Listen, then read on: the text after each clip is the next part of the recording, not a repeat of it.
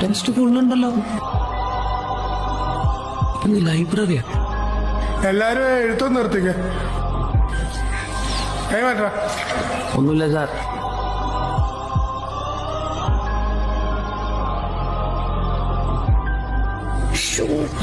നിന്റെ അല്ലാണത്? അല്ല സാർ.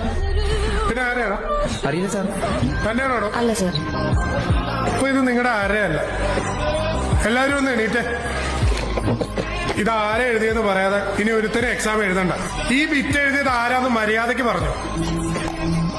പറയട്ടെ, ഞാൻ പറയാം. വേഗം പറ ആരാന്ന്.